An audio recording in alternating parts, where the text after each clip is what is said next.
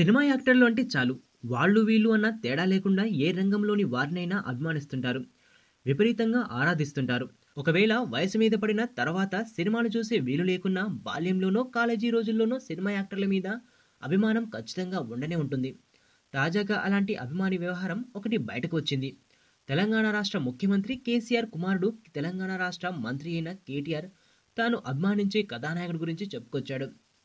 ఆదివారం జరిగిన CCL cricket tourney final సందర్భంగా ఉప్పల్ స్టేడియం వెళ్లి క్రికెట్ మ్యాచ్ను చూసిన మంత్రి కేటీఆర్ను ఈ సందర్భంగా మీడియా పలకరించినప్పుడు తన అభిమాన నటుడు గురించి చెప్పుకొచ్చాడు. తన చిన్నతనం నుంచి నాగార్జున అంటే చాలా ఇష్టమని, ఆయనకు తాను చాలా పెద్ద ఫ్యాన్గా చెప్పుకున్నాడు.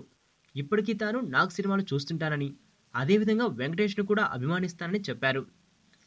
ఆసక్తికరమైన విషయం ఏమిటంటే తాను చిన్నతనం నుంచి అమితంగా ఆరాధించే హీరోకి సంబంధించిన అన్నపూర్ణ భూముల వ్యవహారంలో మాత్రం ఆయన సర్కారు కటువుగా వ్యవహరించడమే కాదు, నాగ్కు చెందిన ఆస్తుల విషయంలో ప్రభుత్వ భూమిని ఆక్రమించారంటూ షాక్ల మీద షాక్లు ఇవ్వడం గమనార్హం. ఎక్కడైనా బావే కానీ వంగతోట దగ్గర మాత్రం కాదన్న చందంగా తన అభిమాన హీరో విషయంలో కేటీఆర్ వ్యవహరిస్తున్నట్లుగా ఉంది కదూ. ఎంత అభిమాన హీరో అయితే మాత్రం అన్నింటికీ ఓకే అనాలా అని కేటీఆర్ అనుకున్నారేమో.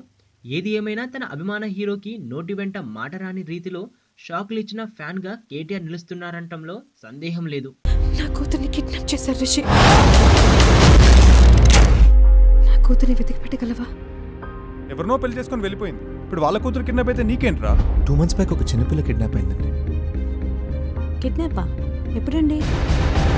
మీరెవరు? నువ్వెవరు? ఎవరు మీరు? ఎక్కడో అమెరికా నుంచి వచ్చి